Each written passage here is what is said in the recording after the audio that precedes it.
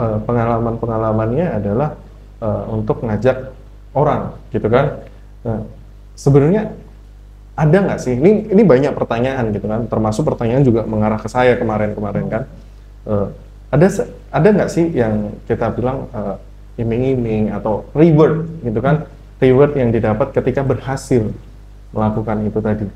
Jadi waktu itu ketika saya sudah memenangkan ya 20 lebih, itu saya langsung dibilang, kamu salah satu orang yang dijamin masuk ke surga yang ketiga. Mengkristenkan orang itu masuk ke sana semua. Penginjilan itu udah, tapi nggak langsung menyebut nama Yesus adalah Tuhan, nggak, pendekatan dulu. Nah, tiba-tiba waktu mau maghrib, bapak ini ngajak saya ke rumahnya, gitu. Saya berpikirnya positif kan, ini kayaknya mau didekatin nih, seperti itu, mau didekatin untuk saya Injil ini. Bismillahirrahmanirrahim. Ya ayyuhalladzina amanu udkhulu fis-silmi kaffah.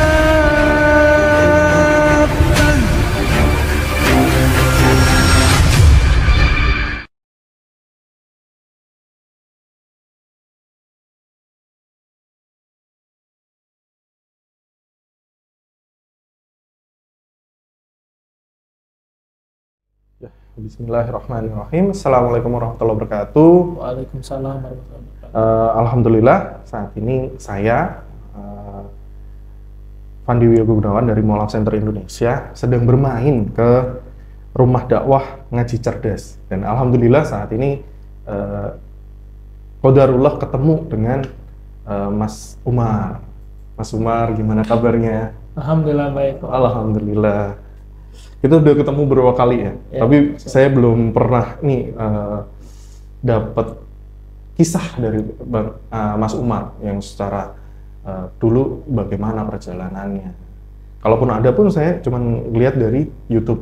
YouTube-nya juga dari Ngaji Cerdas juga sih. Cuman ada beberapa pertanyaan yang mungkin dari saya itu ada beberapa yang penasaran dari saya.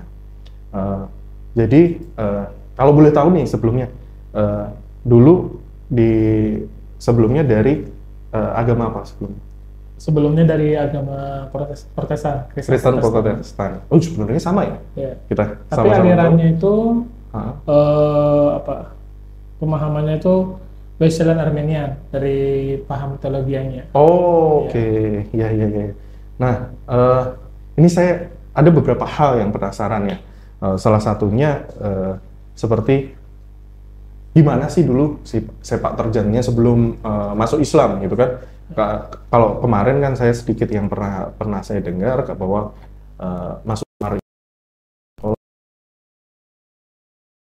teologi ya, masalah ya. Nah itu gimana dulu sepak terjangnya? Waktu kuliah. Waktu kuliah. Dan jadi, sebelum syahadat maksudnya? Oh ya. Dari awal kuliah nih kok. Jadi awal kuliah itu ya lulus SMA 2009, itu terus langsung pendaftaran, kayak misalkan surat kelakuan baik dan itu diurus semua kan, surat kesehatan, baru sekitar akhir Juli 2009 berangkat ke Malang, Jawa Timur, untuk ospek lah kan, karena ada ospek di situ, ya disitulah.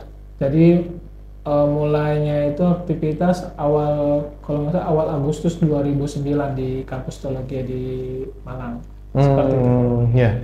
Dan pada saat itu masih dalam jenjang kuliah kah atau sudah ada step tersendiri yang dimana turun ke lapangan atau bagaimana ada misi gitu kan? Kita bilang ada misi yang untuk mengajak dan gitu kan, mengajak orang untuk mengikuti. Jadi itu ada nggak dulu pernah pengalaman seperti itu? Ada. Nah, mungkin bisa diceritakan kayak apakah ada pencapaian tertentu atau ada pengalaman-pengalaman yang unik nih kan gitu kan. Iya. Kalau kita bilang ketika kita terjun ada pengalaman atau pencapaian tertentu kan, nah, mungkin bisa di-sharingkan pada kita semua di sini gitu kan. Masya Allah. Ya jadi 2009 itu kan semester pertama ya kok. Dari Agustus sampai Desember Ya. 2009. Terus semester pertama itu kita murni, bukan murni juga, belajarnya di kampus. Tapi nanti di weekend, di pertengahan weekend sampai akhir semester 1 kita ikut sama kakak tingkat untuk istilahnya apa ya, biar nggak kaget lah nanti kan ya Belajar praktek di lapangan. bukan praktek sih, kalau lebih ngikut aja dulu. Kayak mengamati, terus kalau misalkan memang ada yang mau dibantu ya dibantu kakak tingkatnya. Iya. Itu weekend aja, dan itu kalau nggak salah ingat 2 minggu sekali. Jadi ya nggak sering, karena memang takutnya kan kaget gitu. Kaget tiba-tiba baru masuk kuliah langsung dihadapkan sama jemaah gitu. Jadi persiapan dulu, memang kita dari semester 1 kita dipersiapkan dari segi pemahamannya, ikut kuliah dari Senin sampai Jumat. Terus nanti di weekend ada penambahan ilmu di dalam kampus. Ada EE itu nanti penginjilan pengetahuan penginjilan melalui organisasi EE. Terus juga ada momen nanti kita ikut kakak kelas, kakak tingkat. Nanti kampus yang menempatkan. Kita ini ikut siapa, kakak tingkat siapa, ke Surabaya kah, atau ke Blitar kah, atau kemana gitu.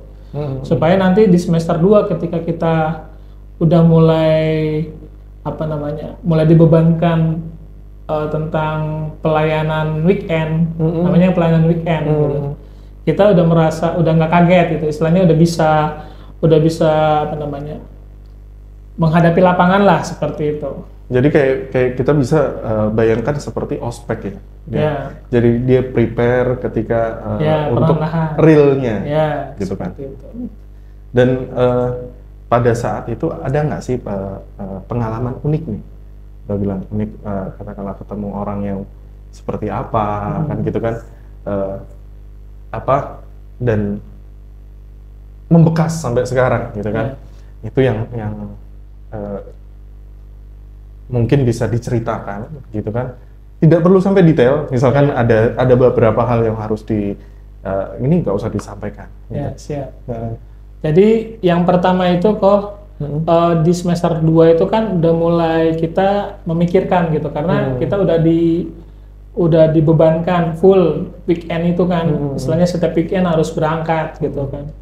Nah di situ saya mengalami kebingungan, karena ternyata saya ini bukan pelayanan yang background gereja, dalam gereja gitu. Ternyata tapi waktu itu masih belum paham, karena di semester 2, semester 3 dan Ana lupa di semester berapa tuh Ana mulai mengerti kapasitas saya seperti apa. Ternyata saya orang lapangan, mengikuti pelayanan lapangan, itu nanti namanya penginjilan atau misionaris seperti itu, memurtadkan memasukkan orang ke dalam gereja seperti itu. Jadi di awal-awal tuh saya cuma ngikut, ya kalau diminta ini, dibantu ini atau ngapain ya saya ngikutin, tapi saya sendiri mengalami kebingungan kok gitu, karena waktu itu kan masih muda banget ya, terus pengalaman juga masih ya belum punya, jadi basic-basicnya saya juga nggak ngerti saya ini sebenarnya mau kemana gitu. Nah itu yang pertama tuh yang menjadi momen yang berbekas itu, Ana tuh nggak langsung terjun gitu, cuma ngikut-ngikut kakak kelas. Terus ada momen Ana ditempatkan di suatu gereja bersama kakak tingkat. Nah di situ saya mengalami kebingungan, dan Ana lupa itu di momen apa itu ya, semester 5 atau semester 6 Ana lupa. Di situ udah mulai, ternyata saya ini background orang lapangan, dalam gereja. Mulai mengenali diri sendiri gitu ya. Mengenali background Ana pribadi gitu. Terus yang kedua, ketika mulai masuk penginjilan itu memang kita diperintahkan sama dosen saya ya, dosen saya dan teman-teman itu satu tim itu minimal 2 orang. Itu mengikuti apa yang diajarkan oleh murid-murid Yesus. Jadi kan murid-murid Yesus itu ada 12. Iya. Nah, jadi satu tim itu ada 2 orang. Jadi untuk saling menguatkan. Nah, disitulah saya bersama teman saya. Ada satu orang teman saya, jadi 2 orang. Walaupun terkadang kita juga satu tim 4 orang. Gitu. Bahkan terkadang kita bisa lebih dari 4 orang. Tapi ya memang minimal 2 orang. Nah, akan tetapi pernah saya ini sendirian. Di luar jalur. Dan inilah uniknya. Jadi suatu ketika saya penginjilan di daerah alun-alun Kota Malang. Itu sore hari. Sekitar 2012 atau 2013 saya lupa. Udah lama sekali. Jadi ketika saya mulai pendekatan perorangan, penginjilan perorangan melalui pendekatan daerah tersebut, saya berkenalan dengan seorang ya bapak-bapak muda lah, ya 25-an lah, 25 ke atas, 25 atau 30-an. Terus saya masih umur berapa ya? Ya 20-an lah. Jadi masih muda, gitu. Istilahnya karena pada saat itu kan masih usia kuliah ya. Nah pada saat itu saya waktu itu penginjilan itu udah tapi nggak langsung menyebut nama Yesus adalah Tuhan, nggak, pendekatan dulu. Nah tiba-tiba waktu mau maghrib bapak ini ngajak saya ke rumahnya, gitu. Saya berpikirnya positif kan, ini kayaknya mau didekatin nih, seperti itu, mau didekatin untuk saya Injil ini kayaknya kuning nih, lampu kuning nih, lampu hijau, mulai hijau gitu kan, lampu hijau buat saya nih. Akhirnya saya ngikuti dia. Jadi bapak ini goncengi saya, ya kan, pakai motornya dia ke rumahnya. Yang saya ingat itu daerah nggak jauh dari satu daerah lah ya. Stasiun.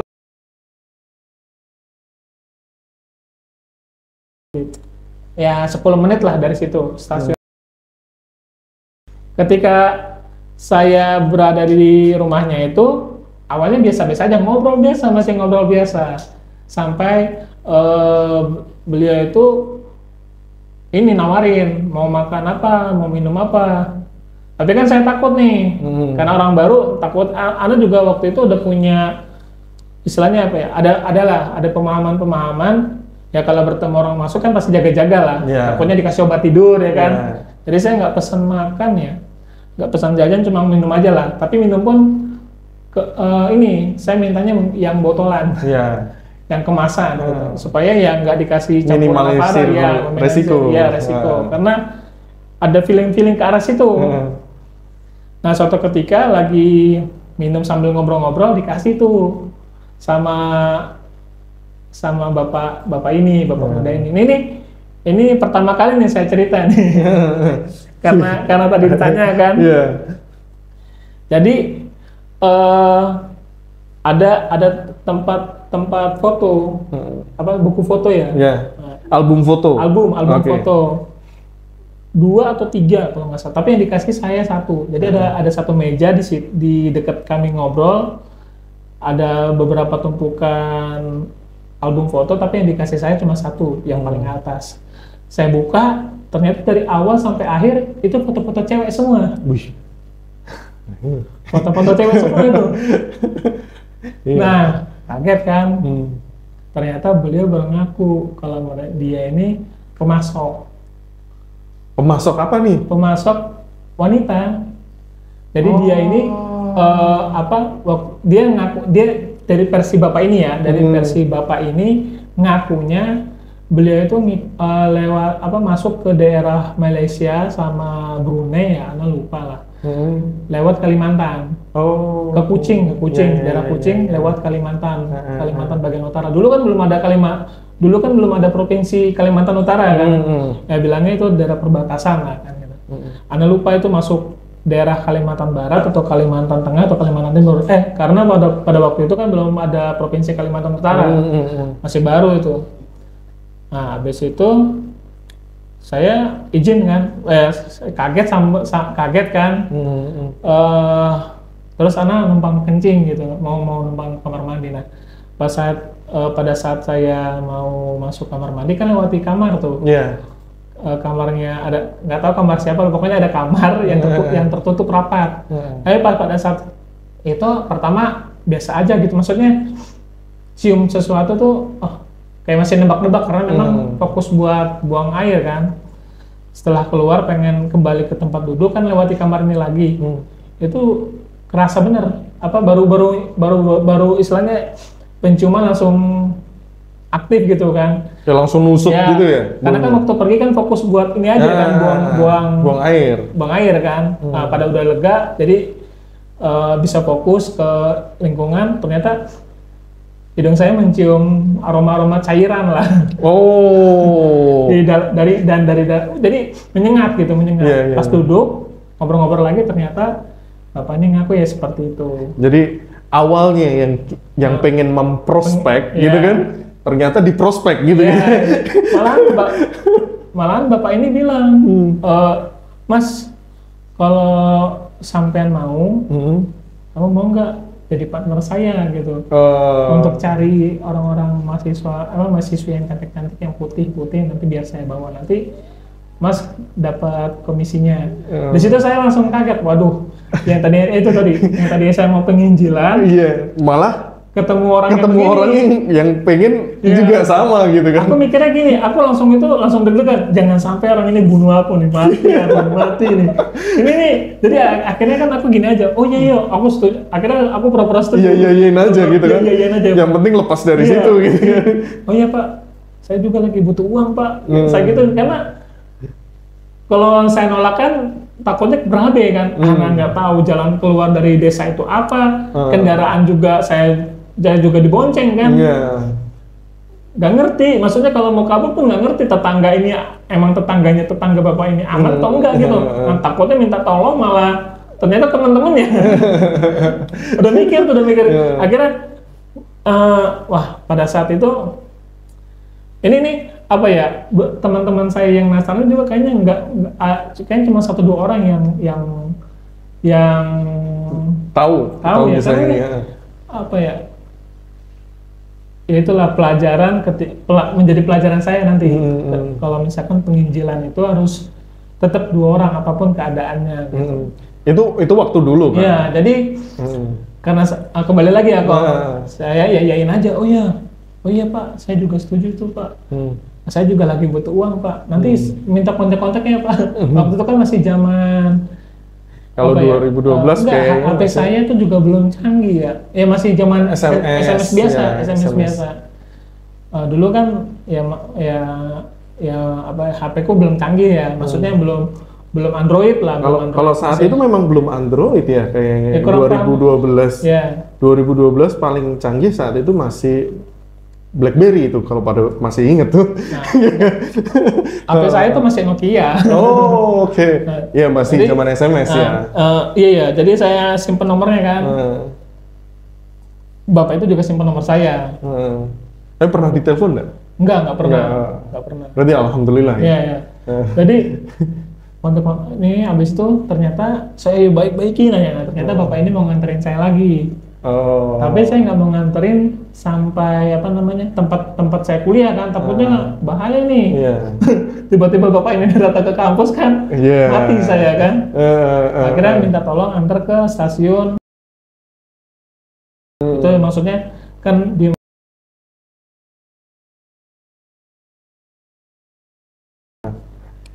terus di situ mulai ada angkot, ada apa kan? Angkot bisa naik di situ. Nah, itu unik sih. Jadi kemudian baru saya ini kok satu tim ya 2 orang.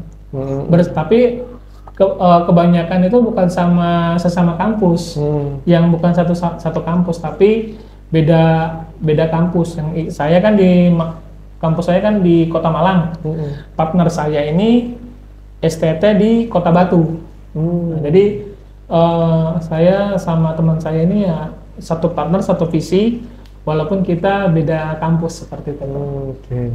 Nah, kalau dilihat kan tadi itu pengalaman-pengalamannya adalah untuk ngajak orang. Pengalaman-pengalamannya adalah untuk ngajak orang, gitu kan? Nah, sebenarnya ada nggak sih? Ini banyak pertanyaan gitu kan, termasuk pertanyaan juga mengarah ke saya kemarin-kemarin kan. Ada nggak sih yang kita bilang iming-iming atau reward gitu kan? Reward yang didapat ketika berhasil melakukan itu tadi. Jadi ngajak orang itu tadi berhasil, ada reward atau pencapaiannya dari istilahnya apakah kebanggaan pribadi atau bagaimana? Mungkin bisa dijelaskan dan dijawab. Ya ada sih ada. Jadi kan kalau di dalam Islam ini 7 ya kok tingkatan surga ya, ya kan 7. Yeah.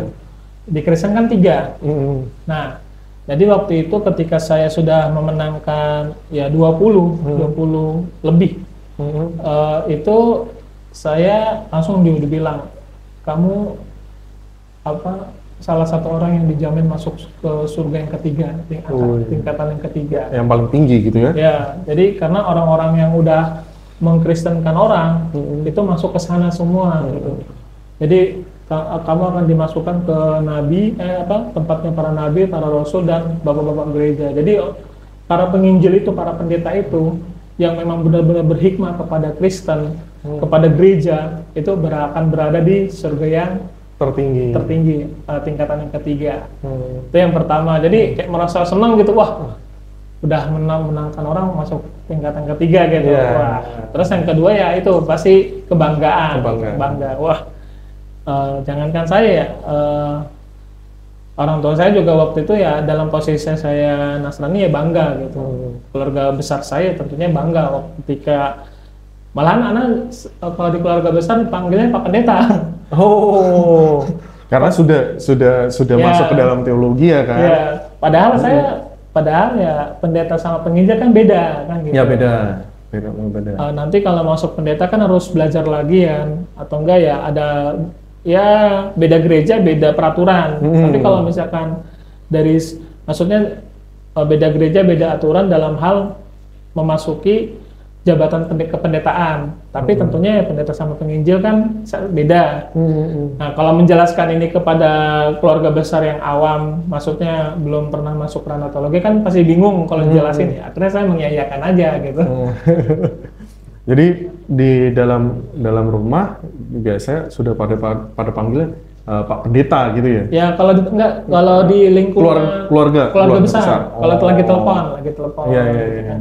Sama bibi atau seperti apa gitu, jadi panggilannya Pak Pendeta. Tapi kalau sama keluarga ini ya panggil dia karena orang tua manggil nama gitu, Amang atau apa seperti itu.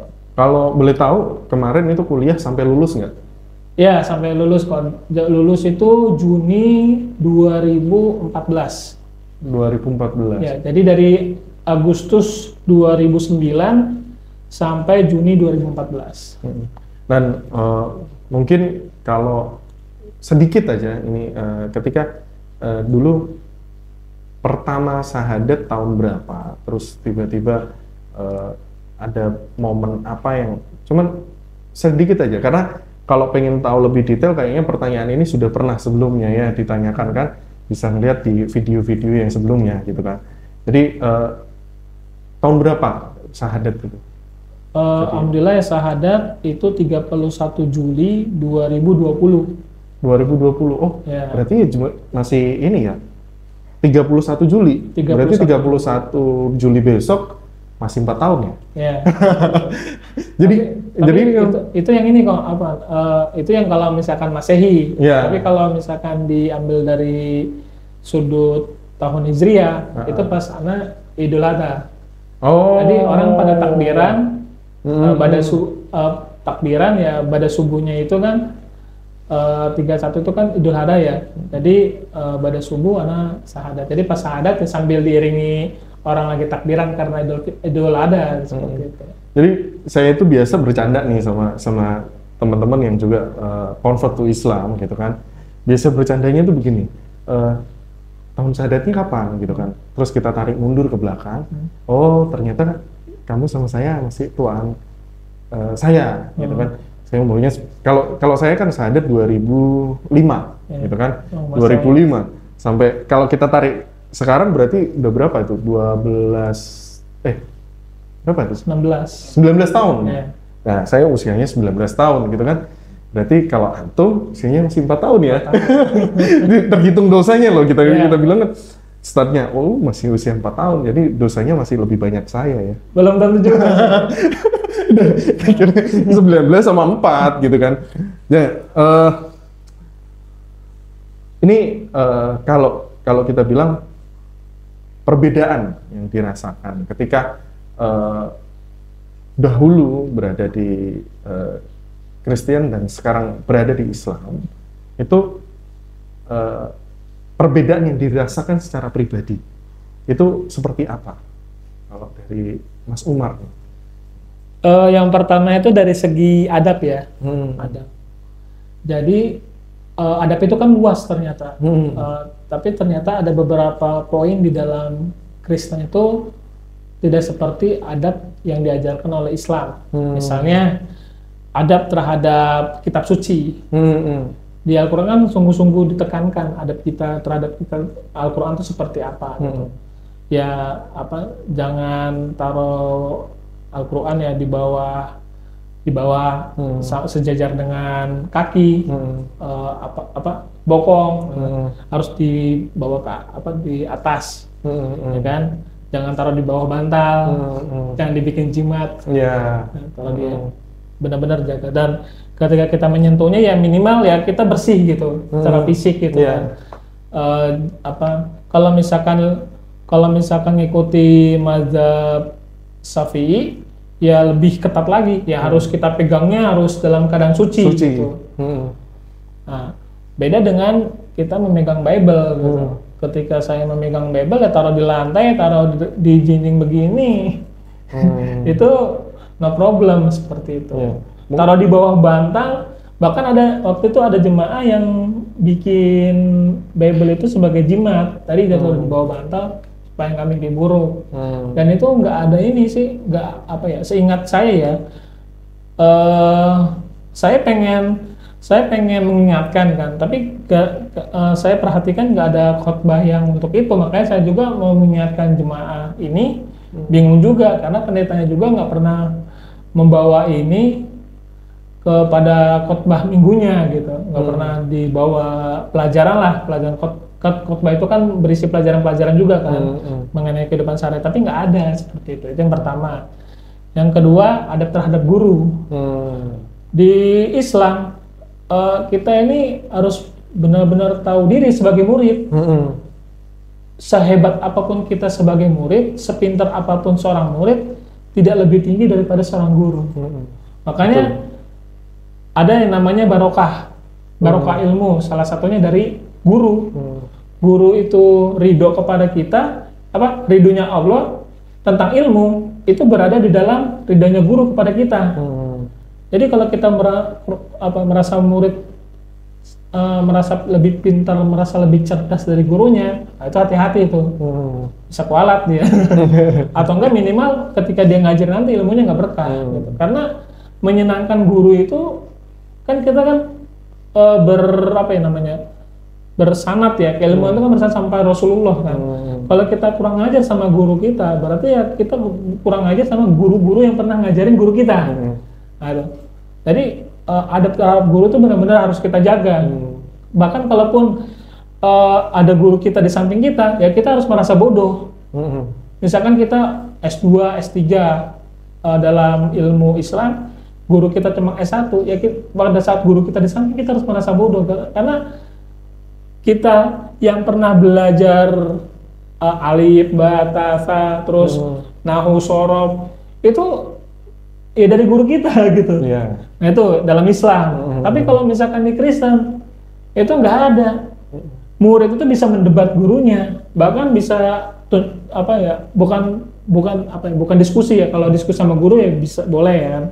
Tapi kalau ini mendebat gitu, ini dalam mendebat gurunya sampai tunjuk-tunjukan tuh no problem gitu. Sampai kita ketika diskusi sama guru, ini dalam Nasrani ya kok. Dalam kampus teologi yang pernah saya ikuti, ketika kita berdebat, bahkan ya minimal diskusi dengan guru, dengan dosen kita ya, dengan dosen, bahkan hampir berdebat dengan dosen kita, itu suara kita tinggi itu nggak apa-apa, nggak ada masalah.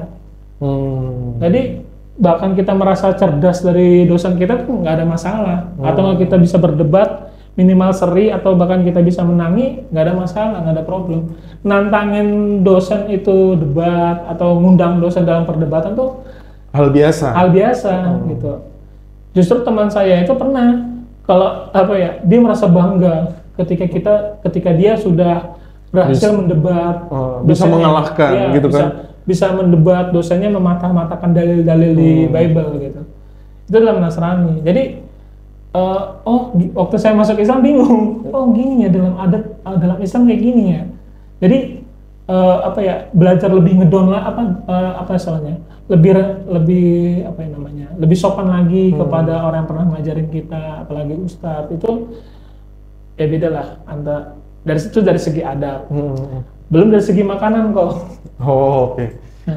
Saya ini merasa kok badan saya ini kan terkadang ada sesuatu yang aneh lah dalam badan saya ini sekarang dan saya menyadari bahwa apa yang saya rasakan ini, badan saya yang sering pegel ini berasal dari makanan-makanan yang saya pernah makan waktu masih Nasrani. Jadi kayak baru saya rasakan efek-efek negatifnya lah. Apalagi kalau misalkan bekam itu aromanya agak beda gitu daripada orang yang lahir dari Islam yang nggak pernah makan makanan yang ini. Dan memang Rasulullah kenapa Allah dan Rasulnya itu melarang umat Islam memakan makanan daging yang memang dilarang, ya ternyata ada efeknya gitu, efek negatif yang bisa dirasakan 10 ya 20 tahun yang akan datang. Dan sekarang ya saya merasakan efeknya gitu. Tapi ketika saya dalam Islam, makanan-makanan ini kan benar-benar dijaga sama syariat kan. Jadi ketika makan ya enjoy aja gitu. Tapi ya ini tadi karena ini saya rasakan efeknya kan.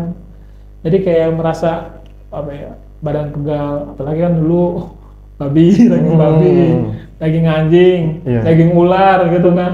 Udah pernah ya? Makan daging anjing? Itu sudah pernah? Udah. Saya kalau dulu sih pernah ketipu juga sih, saya kalau itu. Jadi dibilangnya itu daging kelinci, ternyata ketika makan ternyata daging guguk gitu. Terus itu soal dan masih banyak lagi kok. Beda sekali. Nah, kalau secara feel.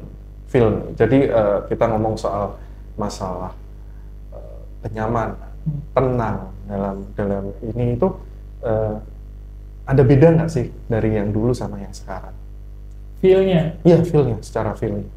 Kalau feel-nya itu yang Ana rasakan dalam Islam itu kan sholat itu kan sehari 5 waktu. Nah, ketika dalam 5 waktu itu kita sholat, itu ternyata membuat seorang yang sholat itu ada efek sadaran diri bahwa terus menghamba, selain terus merendahkan diri di hadapan Sang Pencipta. Jadi kayak evaluasi diri, evaluasi terus continue. Jadi subuh merendahkan diri di hadapan Allah, zuhur. Jadi karena ibadah yang continue lah seperti itu, yang membuat kita selalu ingat sama Allah bahwa tanpa Allah tuh kita nggak ada apa-apanya seperti itu. Dan juga yang saya rasakan bahwa kayak misalkan kan orang bilangnya kan yang orang di luar Islam kan wudu ya. Alah, ngapain wudu? Ya kan? Yang penting kan hati. Jangan salah. Dalam Islam Islam tuh nggak mengajarkan kita cuma yang yang johir saja, tapi juga yang batiniah. Jadi wudu itu adalah implikasi atau perbuatan yang memang lahir dari hati kita gitu.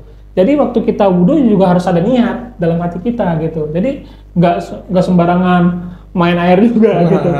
Jadi ini yang perlu disadari sama teman-teman kita yang di luar Islam, bahwa kalau yang di Kristen kan langsung, oh saya beribadah kepada Yesus karena saya sudah ditebus oleh darah Yesus, langsung masuk gereja gitu kan. Mau dia kondisi junub, ya kondisi junub atau ada najis di pakaiannya, ya nggak apa-apa, datang ke gereja aja kan udah ditebus, ya kan, seperti itu kesimpulannya kan. Tapi Islam itu mengajarkan saya secara pribadi bahwa ketika kita beriman kepada Allah Subhanahu Wa Taala, beriman kepada Rasulnya, beriman lain sebagainya tentang rukun-rukun iman, itu harus diekspresikan dalam wudu. Maksudnya, jadi wudu ini bukan cuma main air, tapi harus ada niat bahwa saya ini berwudu buat beribadah gitu. Jadi ada dua, yang niat dalam hati sama perbuatannya yang kelihatan, johirnya seperti itu. Jadi nggak cuma main air aja, tapi hati juga bermain di situ, hati juga harus digerakkan di situ. Kalau yang ini kan enggak gitu, yang Nasrani kan enggak. Walaupun ada perintah sebenarnya ya, di dalam Bible tersendiri ada perintah, ya, tapi memang secara umatnya tidak menjalankan, kan gitu kan. Jadi karena kita sama-sama nih kan, basic kita sama gitu kan. Jadi walaupun di dalam Bible itu ada yang tertulis soal poin bagaimana melepas kasut, mencuci tangan, kaki dan muka ketika mau masuk rumah peribadatan, tapi itu tidak dilaksanakan, kan gitu. Dan ini juga kok, masa logikanya gini, masa kita menghadap Allah Subhanahu Wa Taala, terus kita menghadap Allah Subhanahu Wa Taala, tapi ada kotoran hewan di pakaian kita, ya kan? Dan itu kita udah tahu. Ya lain cerita kalau kita nggak tahu ya. Dan itu udah tahu. Terus kita habis dalam keadaan junub, maksudnya habis dalam keadaan hubungan suami istri. Ya kan harus ada adat yang memang kita harus bersih dari najis, baik dari badan kita sama pakaian kita kan, untuk menghadap Sang Pencipta. Tapi kan di Kristen nggak ada itu seperti itu. Itulah yang membuat saya, disitulah rasanya itu lebih ada gitu. Ternyata dalam Islam itu beribadah tuh nggak boleh main-main, nggak boleh aneh-aneh, harus mengikuti, harus ikhlas dan mengikuti apa yang diajarkan Rasulullah SAW. Kalau ada nggak sih peristiwa yang berkesan ketika Mas Umar ini setelah bersyahadat? Jadi pengalaman tersendiri dari Mas Umar ketika sudah bersyahadat itu ada poin yang berkesan sekali. Yang berkesan itu ini kok, waktu habis syahadat, rencana kan saya cuma belajar 7 hari ya, 7 hari di pondok. Karena saya pikir langsung kerja aja ya, kerja ya 7 hari cuma belajar bagaimana sholat dan sebagainya. Tapi semakin waktu belajar itu malah dikasih buku Iqra. Itu ternyata buku Iqra itu adalah pengantar untuk nanti bisa membaca Al-Quran. Kalau Bible kan Indonesia langsung kan.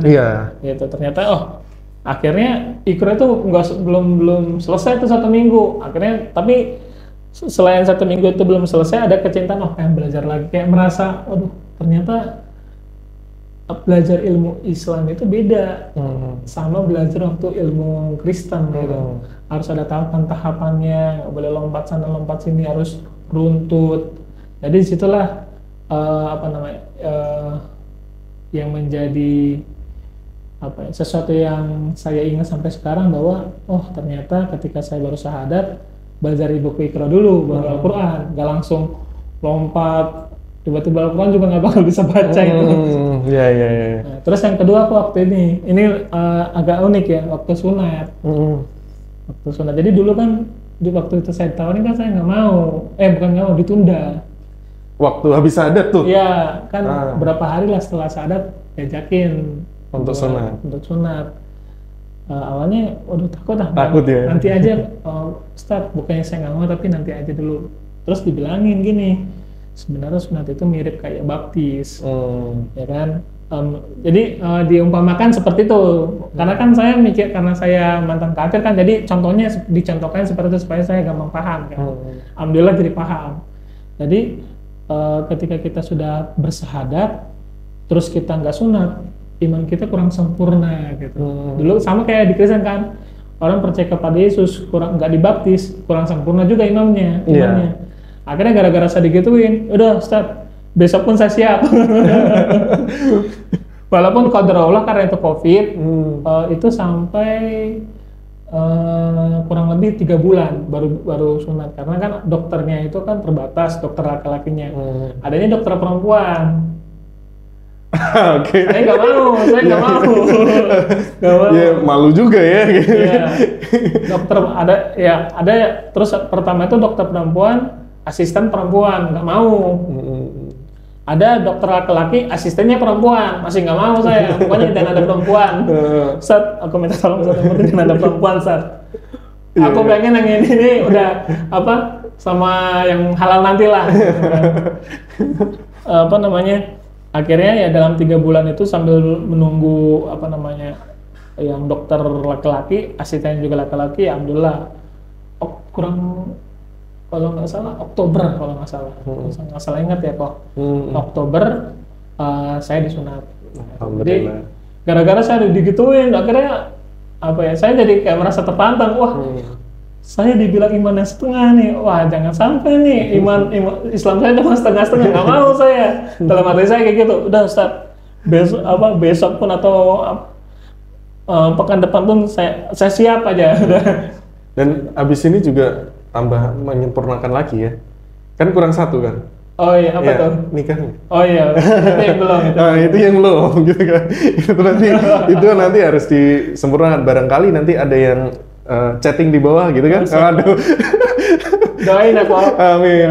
Supaya dapat supaya dapat calon istri yang apa istilahnya solehah, paham agama. Iya. Insya Allah selalu berikan yang terbaik buat kita semua ya.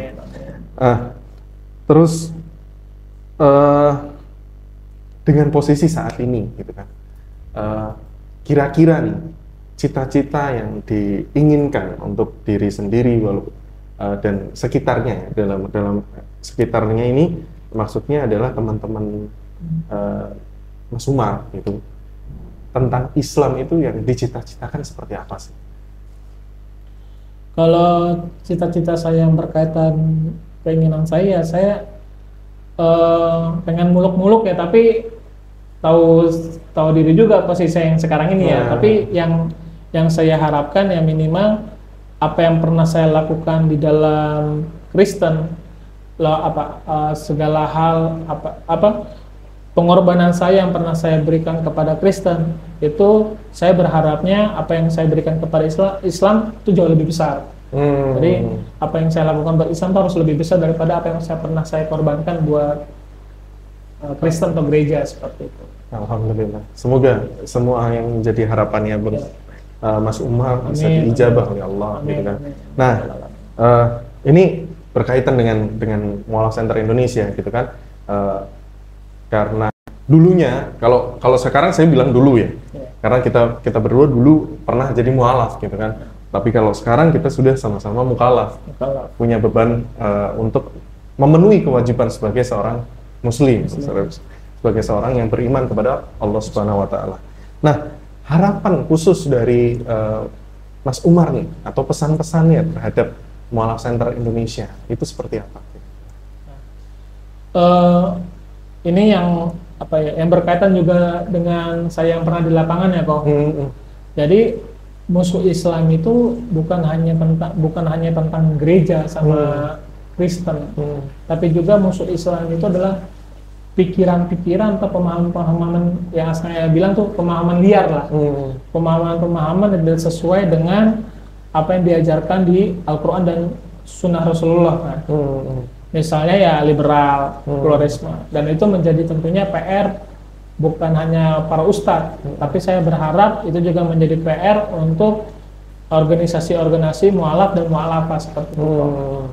Karena itu tadi ketika ada orang-orang yang tadinya dulu belum beragama Islam, terus mengambil keputusan diri menjadi seorang Islam dengan syahadatnya, bukan hanya agamanya dia yang dijaga, tapi juga pikirannya dia, pemahamannya dia dijaga supaya lambat laun yang mualaf atau mualafah ini punya pemikiran atau pemahaman yang ada atau yang minimal dekat-dekat lah dengan Al-Quran dan As-Sunnah.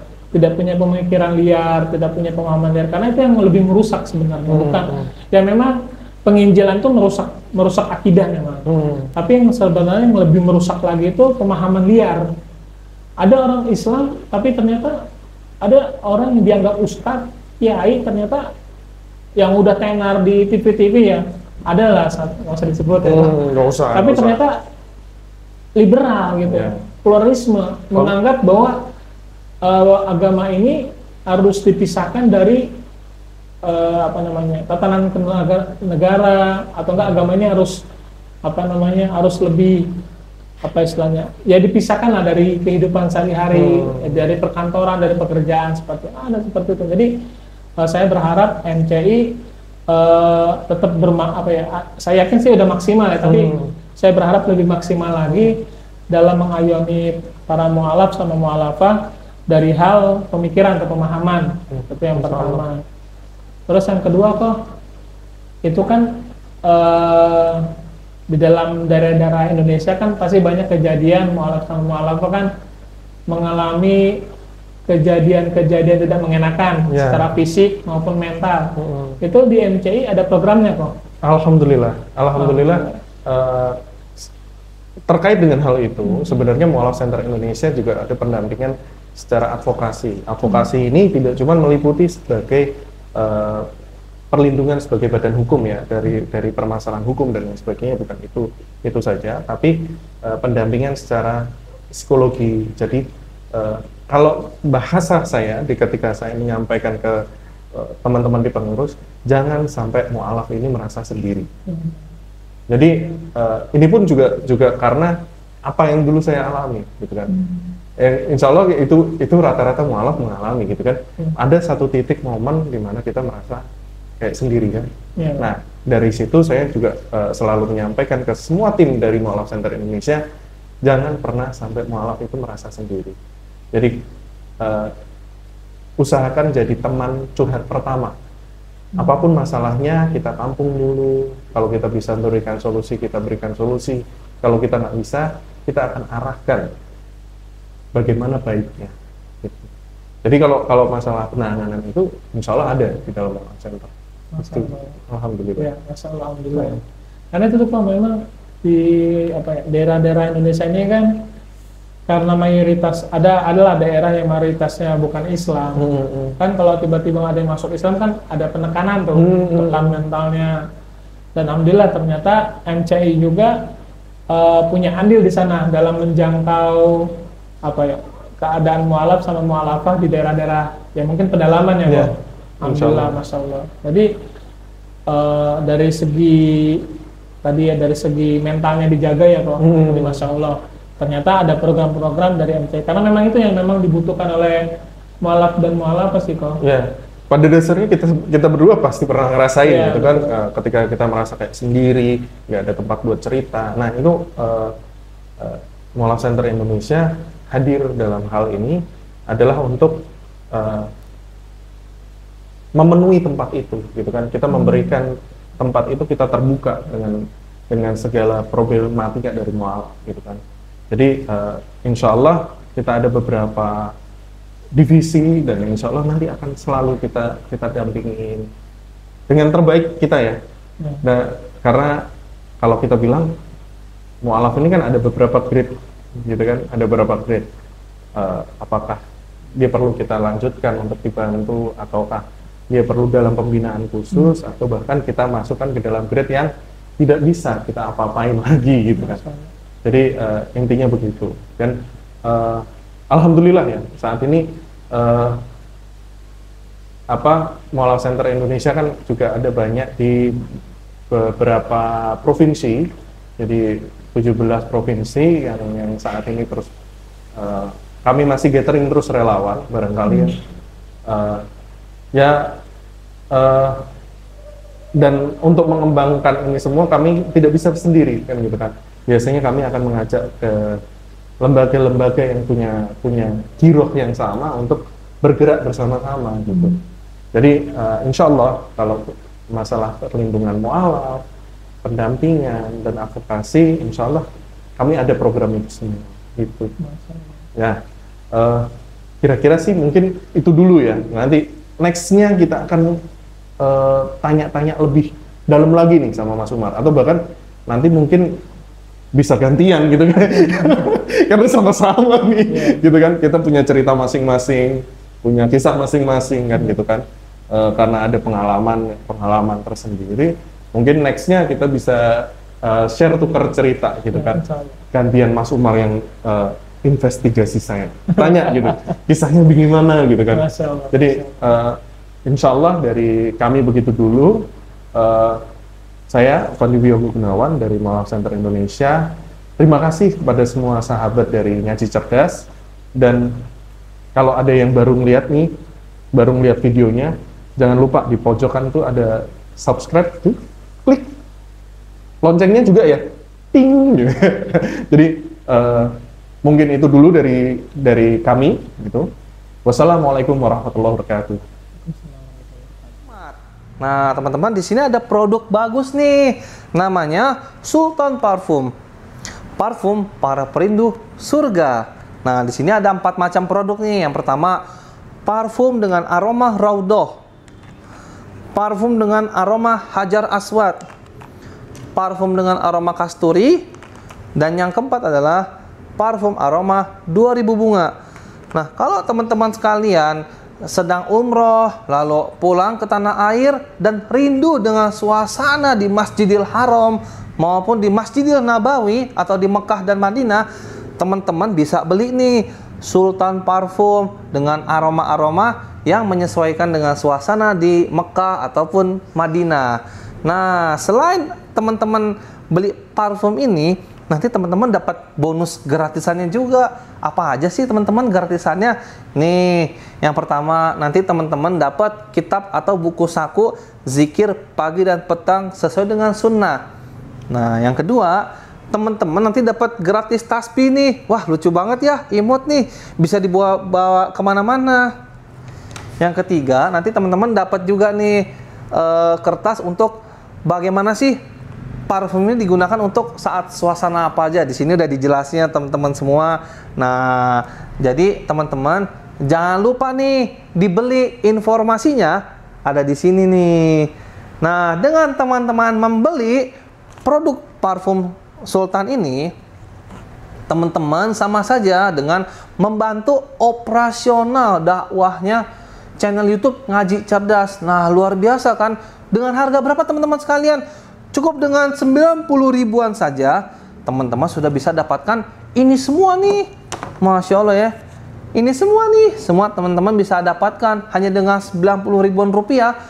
Teman-teman juga sudah termasuk membantu operasional dakwah, support channel YouTube Ngaji Cerdas. Nah, luar biasa kan? Nah, jadi tunggu apa lagi teman-teman ya? Segera hubungi di sini nih, di link yang tertera di bawah ini ya. Terima kasih ya teman-teman sudah menonton. Assalamualaikum warahmatullahi wabarakatuh.